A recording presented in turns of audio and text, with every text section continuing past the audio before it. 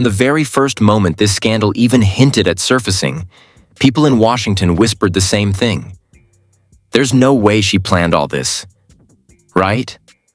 They dismissed it as political gossip, a misunderstanding, a rumor that would evaporate after one news cycle. But then, J.D. Vance's wife stepped forward. Quiet, calm, controlled, private.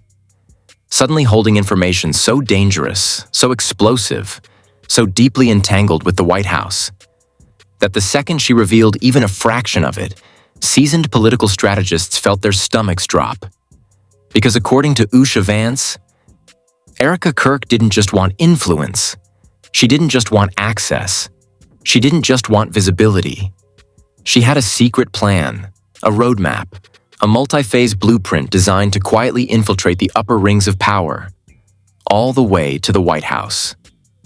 Not by election, not by merit, not by chance, but by strategy, built behind closed doors, executed step by step, relationship by relationship, whisper by whisper, until she was positioned so close to the highest seat in the country that the line between ambition and danger disappeared completely. And the craziest part? Usha wasn't even supposed to know. It started the way most political earthquakes start, quietly. A strange conversation overheard at a dinner, a suspicious interaction at a private event, Erika appearing in rooms she had no reason to be in, people assuming she was just invited by someone else, brought in by a friend, connected to the right donors. No one questioned it at first. Because in Washington, everyone knows someone. Everyone gets into places they technically shouldn't. It's just how the game is played. But this felt different. Usha noticed the pattern before anyone else did. The way Erika inserted herself into high-level conversations. Not politely, not timidly, but confidently, like she had already rehearsed the moment. The way she gravitated toward federal staffers, especially those who handled messaging and policy alignment. The way she would linger near advisors shaping the administration's narrative, listening too closely, smiling too calmly, taking mental notes no one asked her to take. At first, Usha tried to give her the benefit of the doubt. Maybe Erika was passionate. Maybe she was curious. Maybe she was too eager for her own good. But then came the moment everything snapped into clarity. A senior strategist, all business, rarely emotional, leaned in and whispered to Usha, "You should keep an eye on her. She's planning something." Planning what? Planning why? Planning with who? No one could answer, until Usha found out for herself. One night, at a high-level event attended by only a handful of people, Usha watched Erika glide across the room, uninvited, unnoticed by security, acting as if her presence was expected. She walked straight up to a senior White House communications liaison and greeted them with a familiarity that made Usha's skin crawl. Not a handshake, not a "nice to see you," but a whisper in the ear, as the liaison nodded, almost like they were confirming instructions. Usha felt something tighten inside her. She watched Erika walk away, calm, confident, assured. And then she watched the liaison rush into a back room and make a call. Something was happening, and Erika was in the center of it. For days, Usha replayed the scene. Was Erika networking or coordinating? Was she attending events or infiltrating them? Then came the slip-up, the tiny mistake that broke open the entire secret. During a luncheon that Erika was not supposed to attend, not on the list for, not cleared for, she sat down with a folder in her hand. A folder marked with policy projections that only a handful of authorized individuals were allowed to view. Usha froze. Erika wasn't guessing the numbers. She wasn't speculating. She wasn't observing. She had internal documents. Internal, restricted, confidential. And when a strategist asked a question, meant for JD, meant for actual political leadership, Erika didn't just answer. She delivered a fully formed strategy outline using information she shouldn't even know existed. That was the moment the room fell silent. That was the moment Usha realized the truth. That was the moment a strategist whispered to another. How does she know that? That whisper spread like wildfire. Usha confronted a trusted source that night, and for the first time, someone finally cracked. "I shouldn't be telling you this," they whispered, trembling. "But she has a long-term plan, a White House plan." Usha's world stopped. What kind of plan? A positioning plan. She thinks she can become a key figure in the next administration. Who told her that? No one, they said, shaking their head. She told us. And that was only the surface. Because the deeper Usha dug, the darker it got.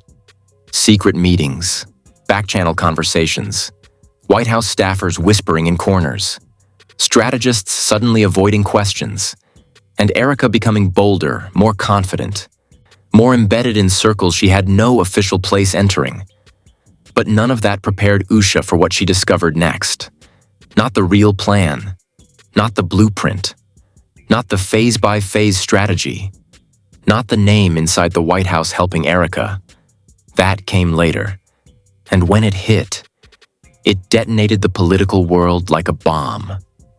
From the moment Usha Vance realized something was wrong with Erika Kirk's increasing presence around political power, she began paying attention in a way she never had before. It wasn't paranoia.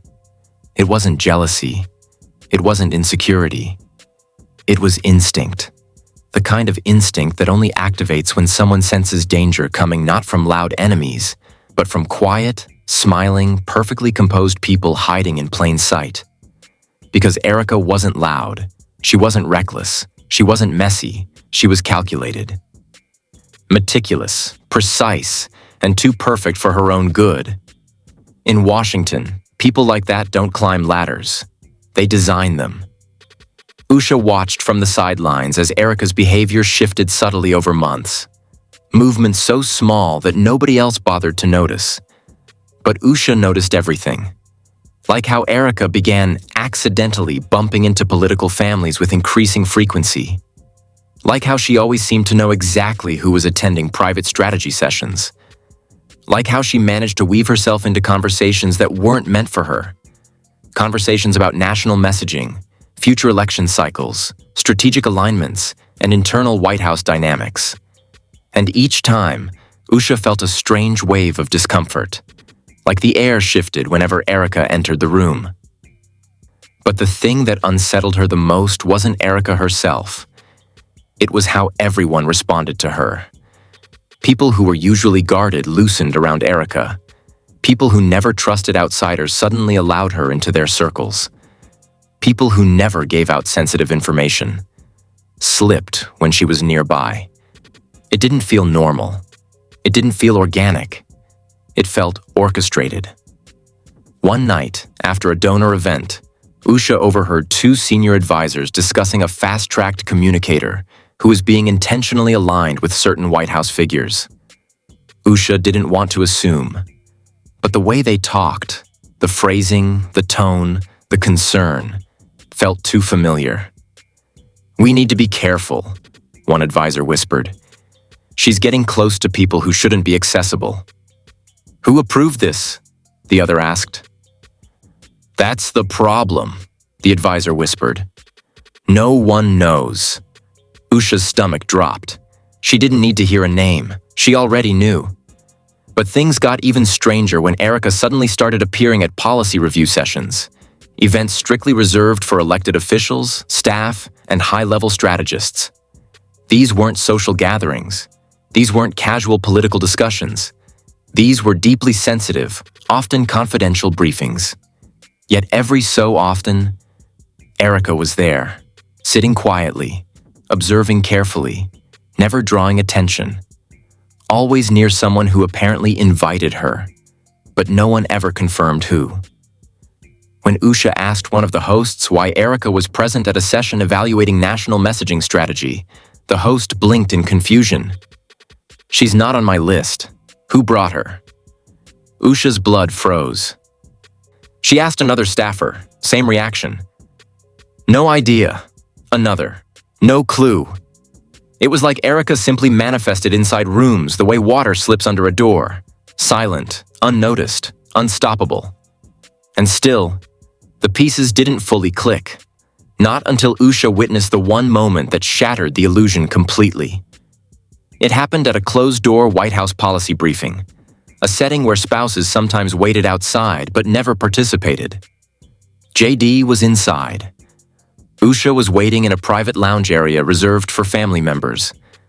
Nothing unusual. Nothing serious. She was scrolling through her phone mindlessly when she caught a glimpse of movement in the corner of her eye. A familiar figure. Walking quickly. Focused. Purposeful. It was Erika, entering a hall that only staff were allowed to enter. Usha watched in stunned silence as Erika flashed a badge. A badge. A badge she should not possess. To a security employee who didn't even look twice. The guard waved her through. Usha's breath caught. How did Erika get that access?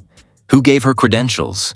Who allowed her to walk through a door reserved only for advisors and core staff? Before Usha could move or speak, Erika disappeared around the corner. When JD exited the briefing an hour later, Usha immediately asked, "Was Erika in there?" JD frowned. "No, why?" "I saw her go through the staff corridor." "That's impossible. That hallway is restricted." Impossible. Restricted. Yet Erika walked straight through it.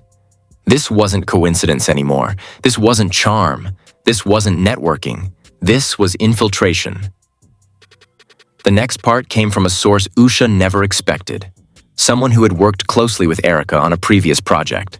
Someone who reached out privately, late at night, terrified their message would be traced. The message read, "I need to warn you, she's not who she pretends to be." Usha's heart pounded. More messages followed. "She's positioning herself. She's been building this for years. She knows how to manipulate people. She's connected to someone with federal access. She has a plan, Usha, a real one." Usha replied, "What kind of plan?" The answer came seconds later. White House placement. Placement, not access, not visibility, placement. Erika wasn't trying to get close to influence. She was trying to insert herself into influence. The source continued. She calls it her integration strategy. She wants to align herself with the next administration. She wants to be a key figure. She thinks she can become indispensable to the White House. Usha felt dizzy. The source's final message was the one that made her realize this wasn't exaggerated. She talks like she's already on the inside. And for the first time, Usha felt afraid. But nothing prepared her for what came next. Because only days later, a senior strategist slipped up. They accidentally forwarded the wrong file. A file that wasn't meant for public eyes. A file not meant for anyone but a handful of insiders. And that file landed in Usha's inbox. The subject line was harmless. The attachment looked standard. But when she clicked it open, she froze. It wasn't a memo. It wasn't a proposal. It wasn't a policy briefing. It was the document. The one she'd heard whispers about. The one designed in secret. The one updated recently. The one someone inside the White House had reviewed. Erika Kirk's White House blueprint. And inside it was the first concrete evidence that everything Usha feared was not only true. It was already underway. The moment Usha Vance opened Erika's secret White House blueprint, the world she thought she understood snapped in half. This wasn't the kind of political game people whispered about in coffee shops. This was something else entirely. Something coordinated, something calculated, something engineered with a level of precision that didn't just imply ambition. It implied long-term infiltration. And it made her hands shake. Because each page wasn't just a list of connections Erika hoped to make. They were connections she had already made. People she had influenced. people she had manipulated, people she had positioned like chess pieces. The blueprint didn't read like a dream. It read like a mission report. Usha scrolled slowly, horrified at how much Erika seemed to know. Internal dynamics, upcoming appointments, shifts in influence within the White House, personal weaknesses in specific advisors, friction points between departments, and the names of individuals she planned to navigate around to gain direct power. And then, Usha's eyes landed on the most bone-chilling sentence in the entire document. Final objective: establish position within future administration, either as narrative director or special advisor through controlled relationship leverage. Usha gasped. Narrative director, special advisor. These weren't influencer roles. These weren't social media positions. These were political placements. Roles that required security clearance, years of government experience, and deep trust from elected officials. Erika wasn't just aiming high. She was aiming above her station, beyond any reasonable expectation, and straight into the core of a future White House. But the more Usha read, the more she felt the blood drain from her face. Because this wasn't a private fantasy document. It was a plan she was already executing. The document highlighted 4 phases. Phase 1. Establish proximity to high-value political figures. Phase 2. Quiet integration into policy-adjacent networks. Phase 3. Controlled influence over public narratives. Phase 4. White House legitimization strategy. Every box under phases 1 through 3 had check marks. First shock punched Usha like a fist. Erika had already completed phase 3. This wasn't a plan in progress. This was a plan approaching the finish line. But what came after phase 4? What was phase 5? The document cut off there. A blank space, no description, no details, no objectives. Almost like phase 5 was classified. Almost like someone didn't want it written down. Almost like the real endgame wasn't meant to exist on paper. Usha couldn't breathe. She stood up, started pacing, her heartbeat echoing in her ears. Then, the room suddenly felt colder. Her phone buzzed, a simple notification. One line, "Stop reading." She spun around, heart hammering. Who sent that? How did they know she opened it? How did they know she read to this point? Her mind raced.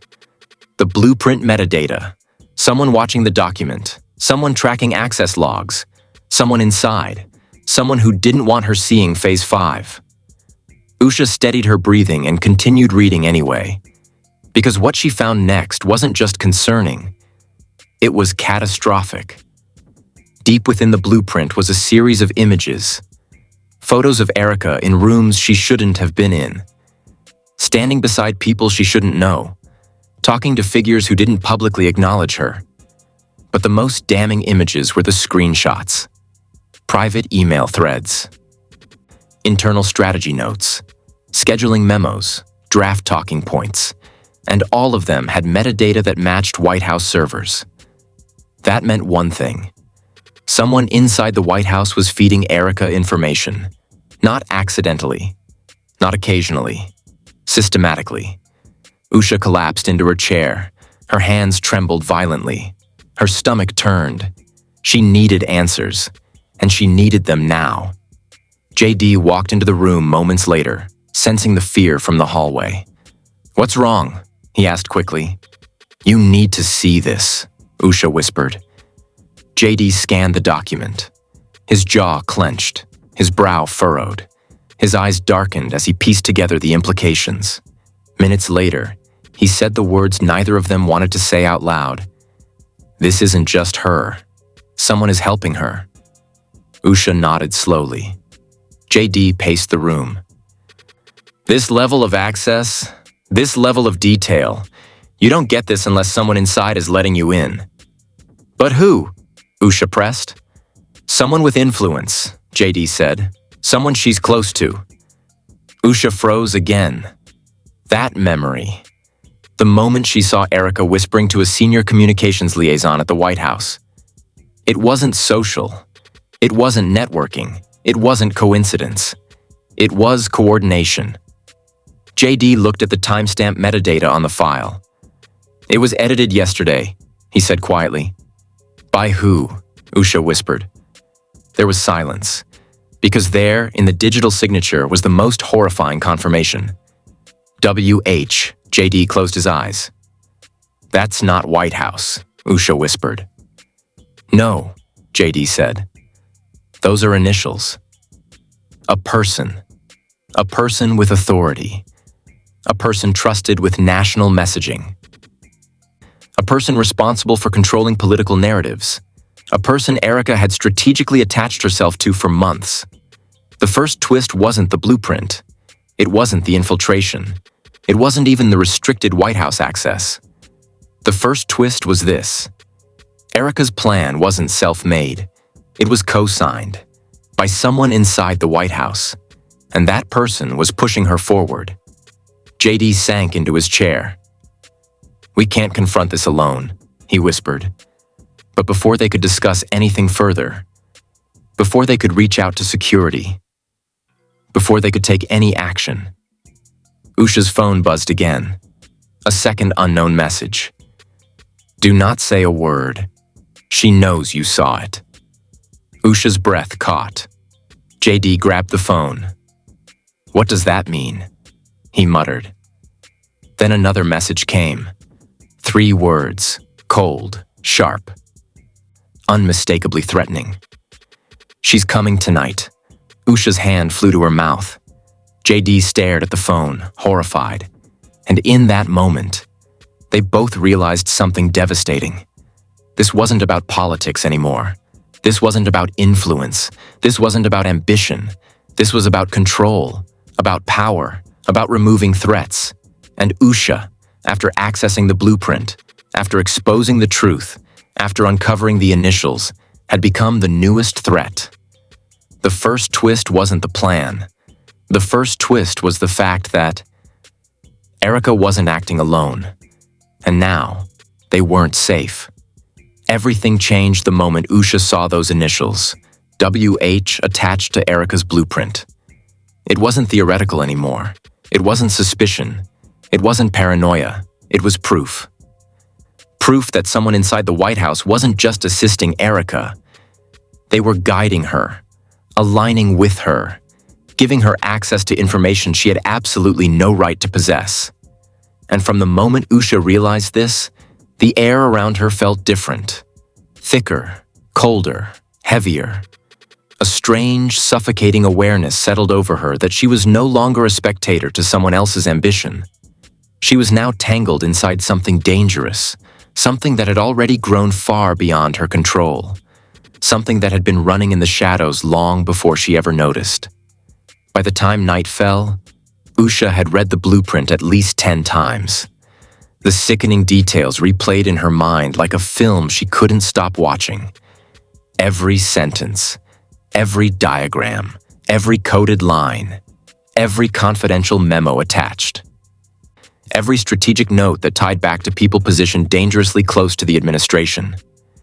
But the moment that kept haunting her was the whisper she remembered hearing at that off-record event months earlier. She's building something. Now she finally understood what something meant. A mechanism, a network, a power structure, a long-term infiltration pipeline stretching deep into political veins. And the more Usha thought about it, the more the truth sharpened. Erika wasn't infiltrating the White House. The White House was letting her in. The involvement of WH, a person trusted to shape national messaging, wasn't just a footnote. It was the anchor, the foundation, the access point that allowed Erika to bypass normal barriers. But Usha still didn't understand why. Why would someone inside the White House help Erika? What did they stand to gain? What was the end game? She didn't have answers, and the unknown terrified her.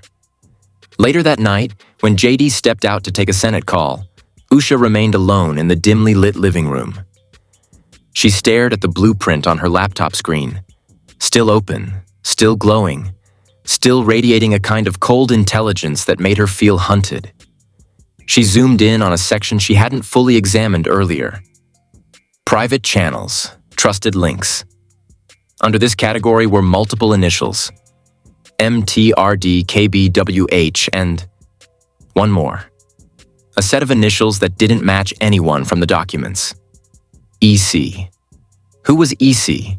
Why were they listed as a trusted link? Why were they given their own category? What role did they play? Usha searched old emails, old event guest lists, old text messages, old rosters, old photos. Nothing.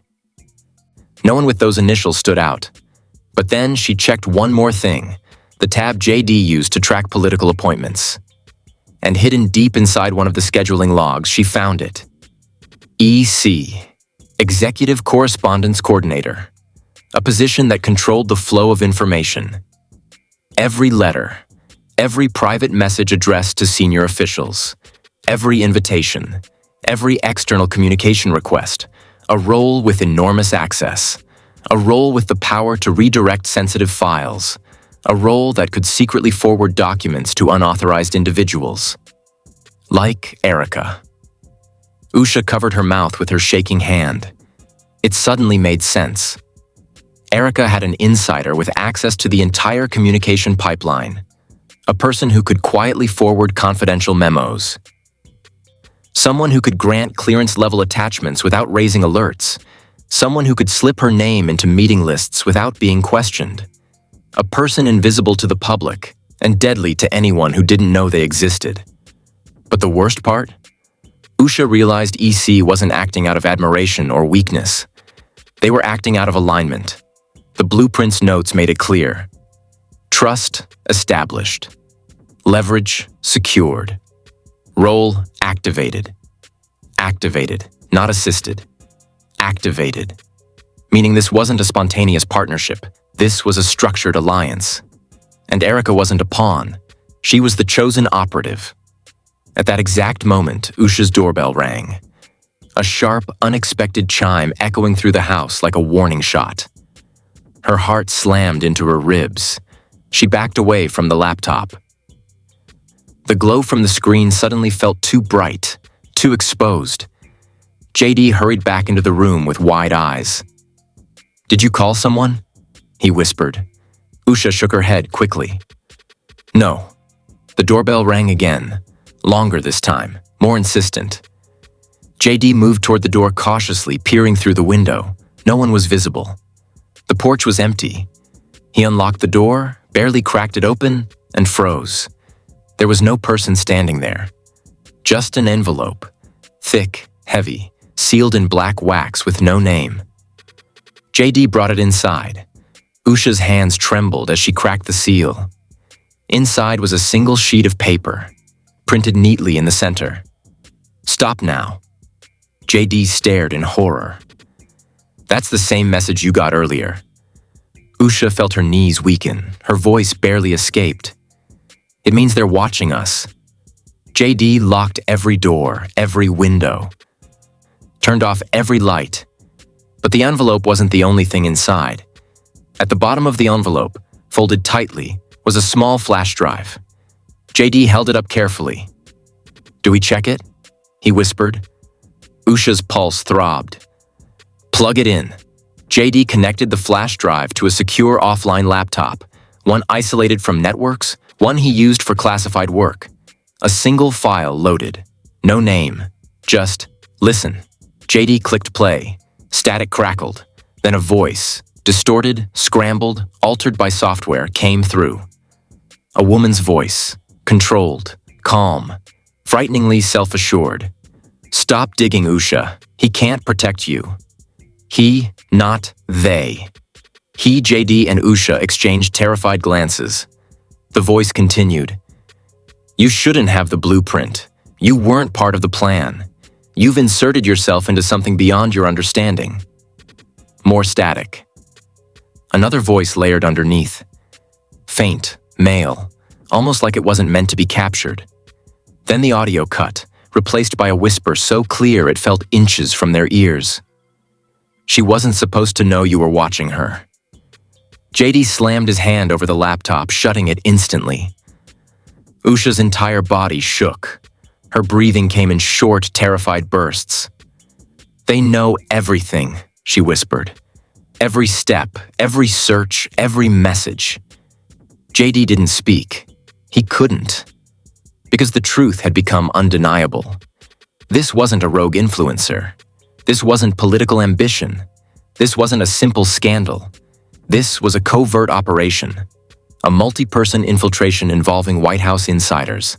A strategy so deeply embedded that even discovering it put them in danger.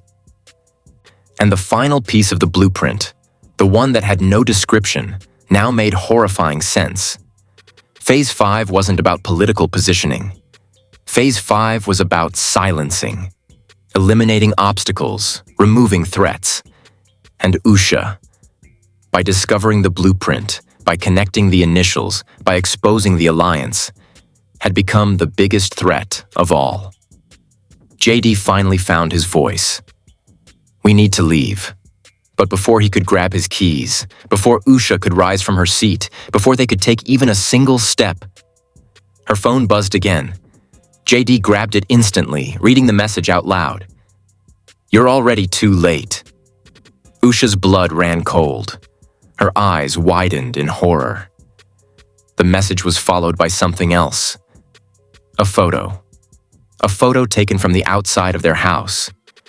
A zoomed-in image of their living room window, from minutes earlier. Showing Usha staring at the laptop, frozen in shock, exposed. The sender's final message was the one that changed everything. "Check your driveway."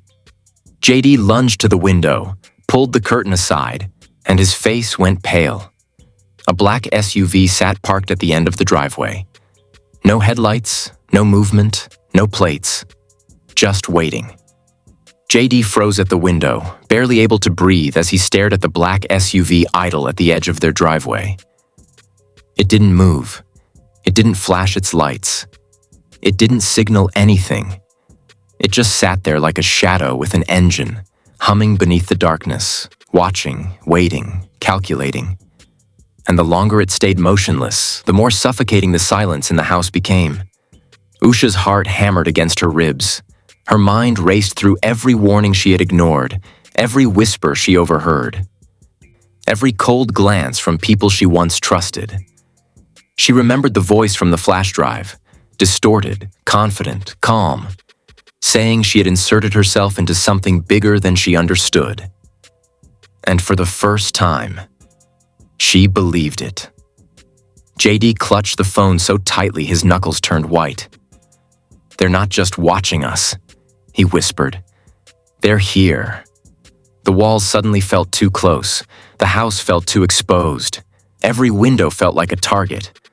Usha forced her hands to stop shaking long enough to grab the blueprint printout, the flash drive, and her phone. "We need to go," she said breathlessly. "Now, before they—" A loud thud came from outside. She froze. JD froze. The world froze. It wasn't a knock. It wasn't a car door. It was something heavy. Something intentional. Something only inches from their front steps. JD held his breath and peeked toward the door again, but before he could reach it, another vibration hit Usha's phone. Another text message. This time, it wasn't a threat. It wasn't a warning. It wasn't a clue. It was a video. JD swiped it open, and the blood drained from both of their faces. The video was filmed from inside the SUV, a camera pointed directly at their front door. A red dot, laser sight, slowly sliding across the wooden frame. Then across the window. Then across the exact spot where Usha had been sitting minutes earlier.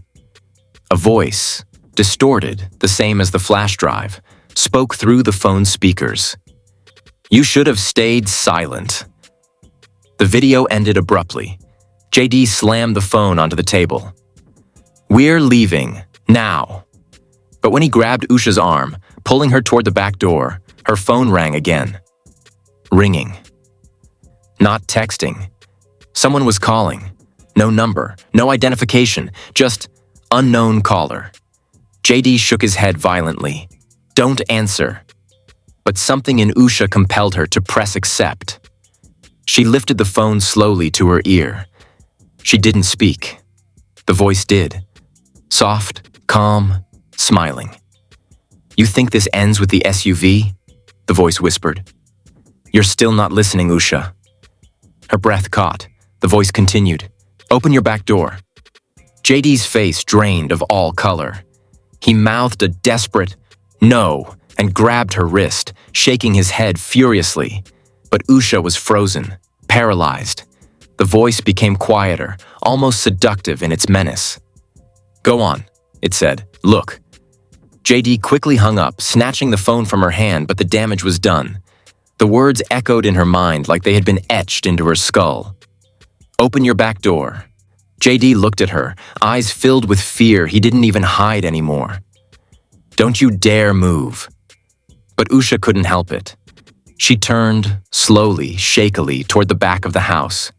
The hallway felt endless. Every light suddenly felt too bright. Her vision tunneled as she approached the door. JD followed close behind, holding her arm like he could anchor her to reality. And then, a soft sound came from the other side of the door. A quiet, deliberate sound. A footstep. JD reached for a kitchen drawer, grabbed the nearest object, a heavy metal flashlight, and stepped in front of Usha. Stay behind me. He twisted the lock. The house went dead silent. Not a car, not a voice, not a whisper.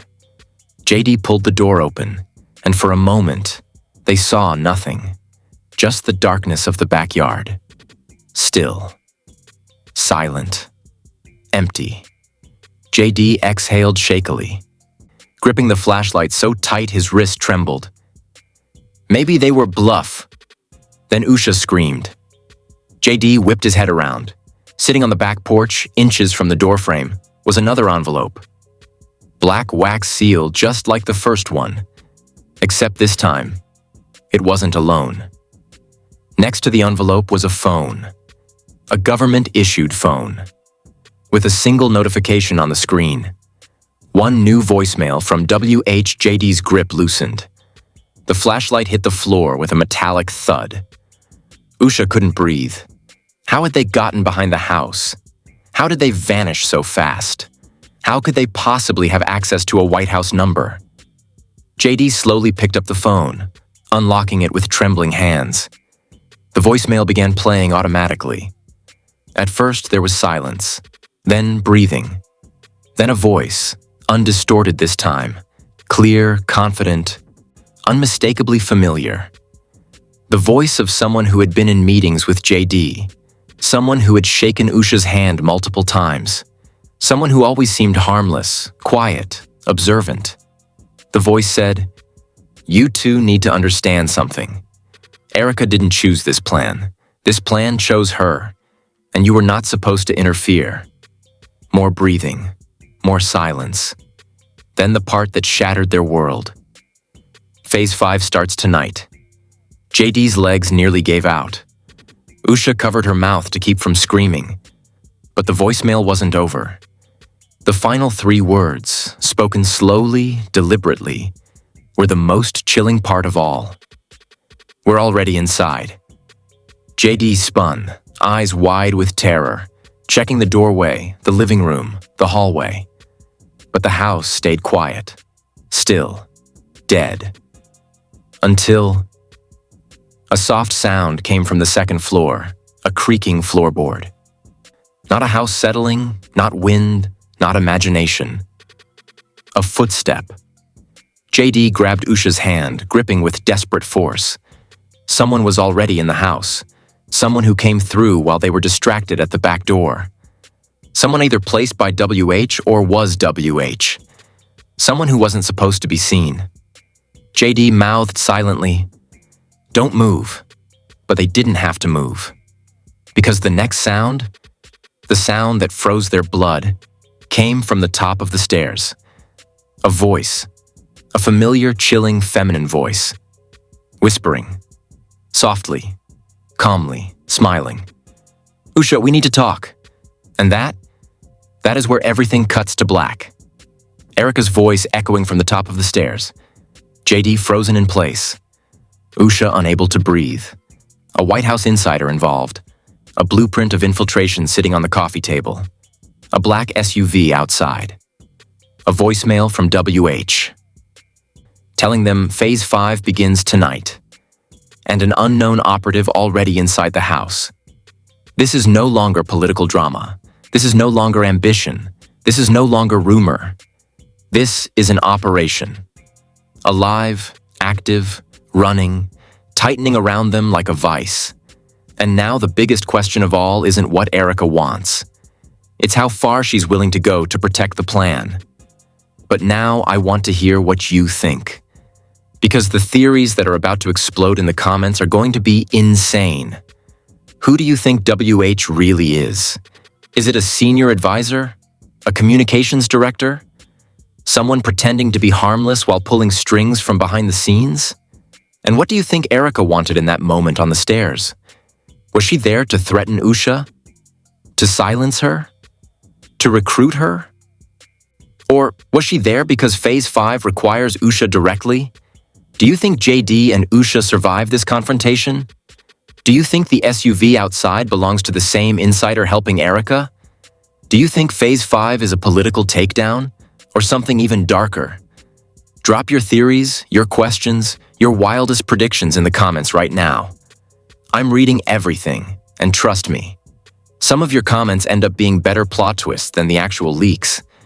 If you watch this entire breakdown, hit that like button so the algorithm pushes this story to more people who need to see what's happening behind the curtains of power. If you haven't subscribed yet, now is the time. Because the next update, it's not going to be smaller. It's not going to be calmer. It's not going to be predictable. We are only at the beginning of Phase 5.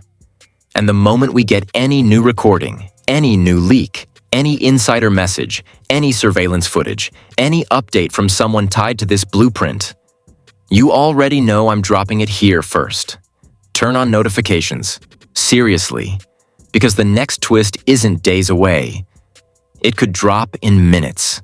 Stay alert, stay ready, stay locked in.